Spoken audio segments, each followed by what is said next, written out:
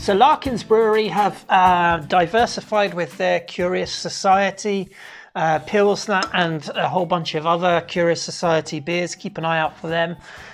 In a 24 pack, I think it's something like €2, which is absolutely brilliant.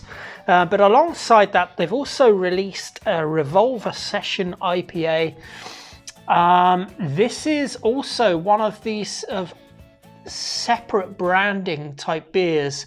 They're obviously trying to catch a different type of market, perhaps something a little bit more affordable, a little bit cheaper, but they haven't cheapened the ingredients in here. The Centennial Citra, Idaho 7, fantastic. Let's get it into the glass and see what this beer is like.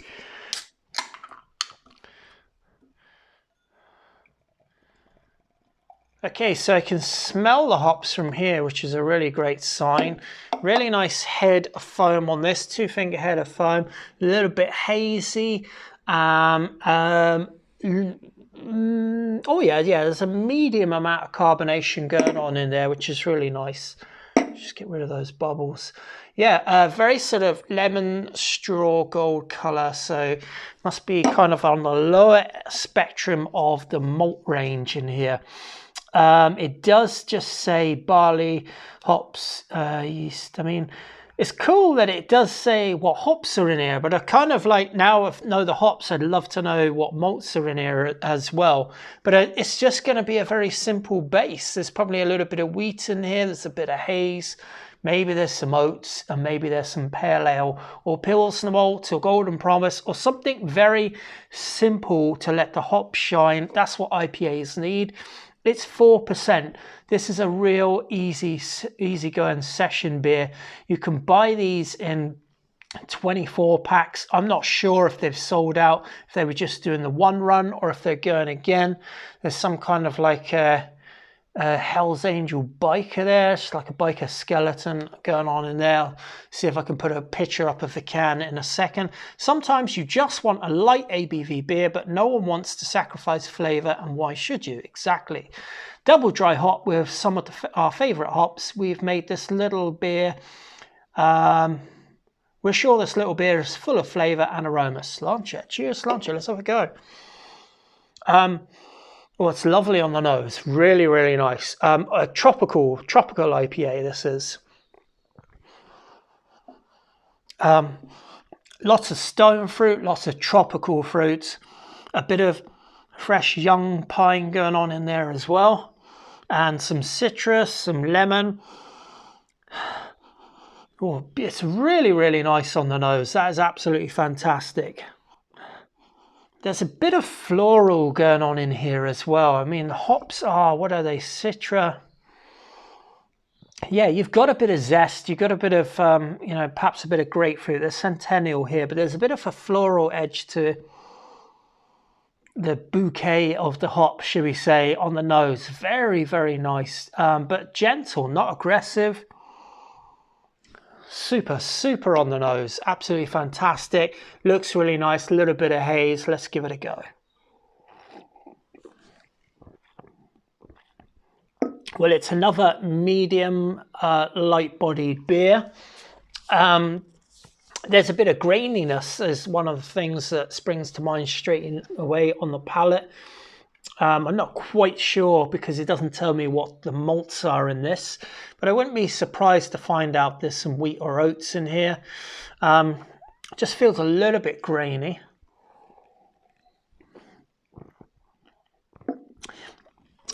Most of the hops in this beer have gone in at the end or in the whirlpool or in the steep.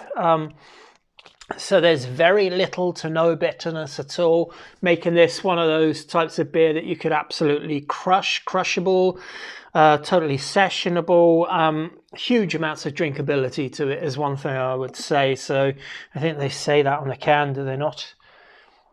Or maybe not. But yeah, this is a crushable type of a beer. It's also very much in the same vein as the Pilsner. It's a kind of beer you could have quite a few of, and they do sell us in 24 packs. Now, I was given both of these beers by a friend, so I'm not quite sure how he came about them, but I know they're sold in packs of beers, so they're obviously trying to sell them by not just individually, they're trying to get you to buy a good few of them at the same time, which is no bad thing. The Citra on here is absolutely fantastic, singing. And in actual fact, it's the Citra that I was just trying to pinpoint what flavour I could get on the nose, and it's lychee. Anytime I have a beer that has Citra in it, I always get lychee. Yeah, it's kind of like an oriental fruit, sort of white fleshy lychee, very nice. And because there's very little bitterness going on in here, in fact, there's hardly any at all. It just means you can just drink this so quickly. And it is 4%, and it is a small can, so it's not going to do any damage at all. That's a real thirst quencher of a beer. Tiny, very gentle resin. You just know that there's some oiliness in there from the hops that sort of lingers on just in the finish, but very soft palate. You know, a bit, I feel like there's wheat in here because it does feel like there's sort of a bit of a viscosity to the malt, but very hard to tell. But it's just one of those East Coast style hazy IPAs. Nice and sessionable, 4%. What else can you ask for? I mean, that's all you need. Kind of an unassumingly designed can. Like, I'm not quite sure where this fits in the range, but I'll be looking into that over the next year. Anyway, that's my view on this brew. Go out and try it if it's still being brewed. I don't really know what the story is, but anyway, what does that say? Overthrow the ordinary. Okay, all right. Cheers, Launcher. It's on to the next one. Bye bye.